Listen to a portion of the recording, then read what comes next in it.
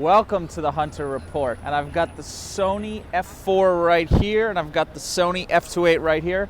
Look at that, it's the Empire State Building right behind me.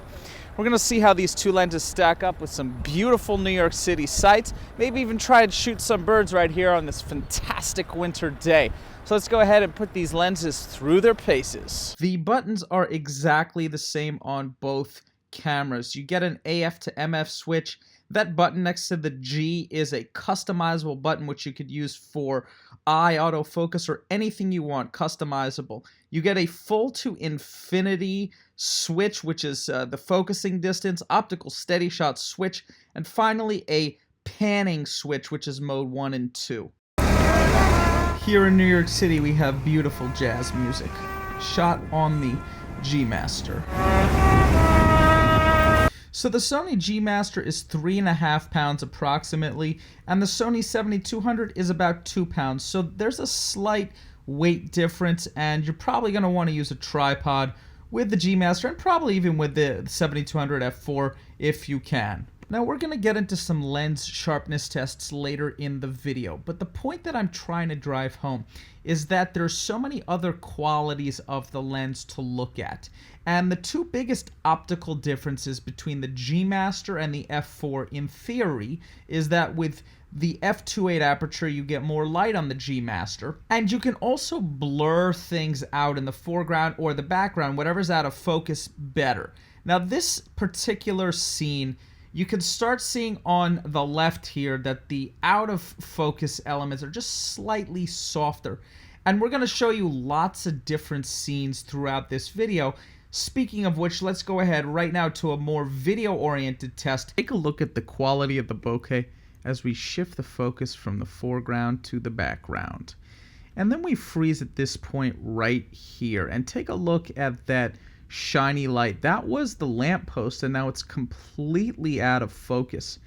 And you'll see that on the left, the shininess, which is the reflection of the sun, it's just softer. And you compare it to the right, you have this harsher shade. Now this will affect you in portraits, and this is why you're getting that f2.8. And another reason to get the f2.8 would be improved low light performance. So let's go ahead right now to the sharpness test. All right, so we have the G Master on the left here, and we have the f4 on the right here. And let's just take a look and see what we can see if there's any glaring differences between the two lenses. This is the beautiful Art Deco Empire State Buildings, and let's just take a zoom on in here, and let's just see, these guys look very similar right here. Let's see what else we can see.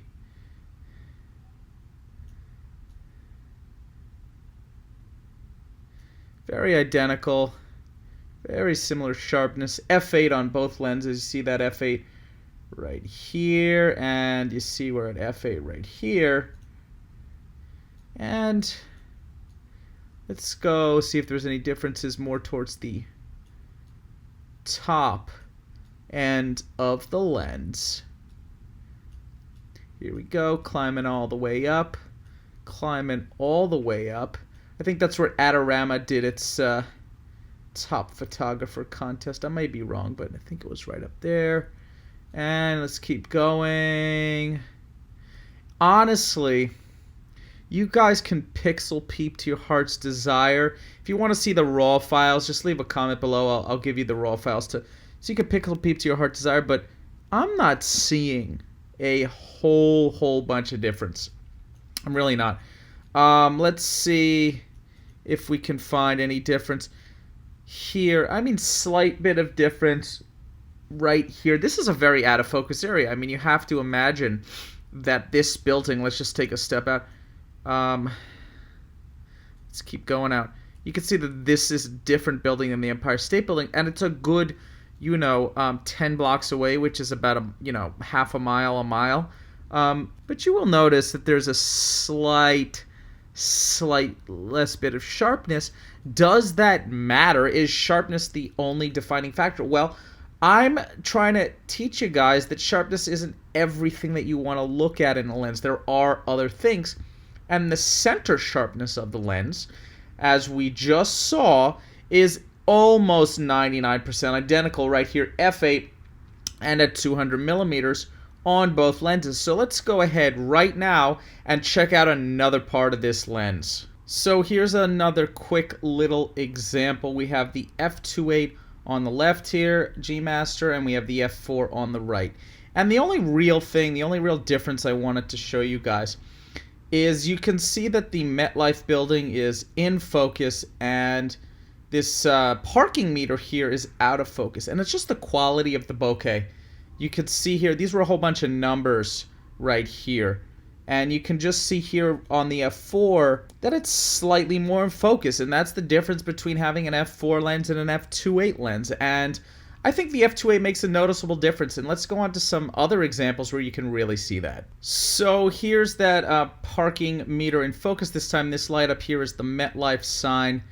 And you can see it was slightly different orientation. But this light here is the most similar.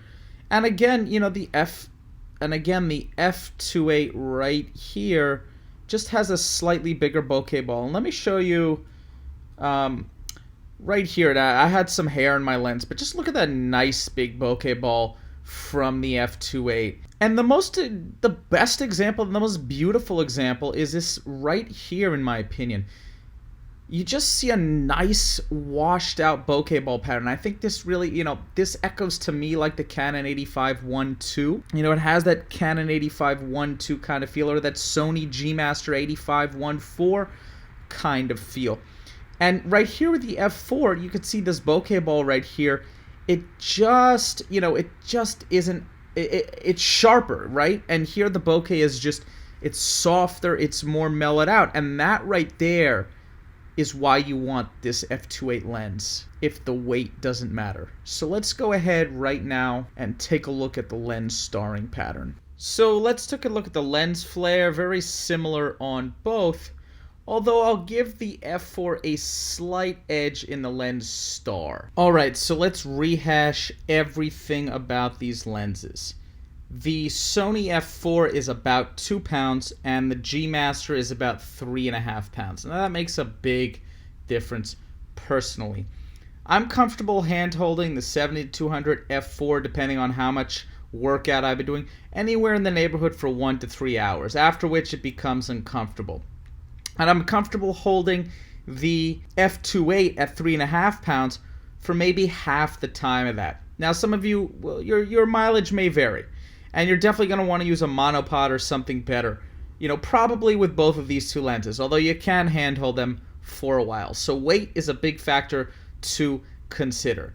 Let's take this from a completely different perspective. Let's say you're a beginning photographer and you are looking to shoot portraits. And you only have kit lenses and maybe you have a cheap 50-1.8. And you're considering what your next lens should be. Should it be a zoom lens? Should it be a close-up 24-70 lens?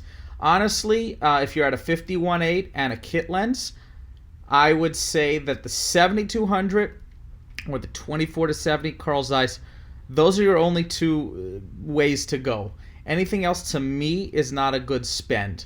So the f4, it was my first Sony zoom lens in the telephoto range, and it's still a fantastic lens. I use it for portraits. I use it for shooting videos. So it's a really great all-around lens. It's a great value for $1.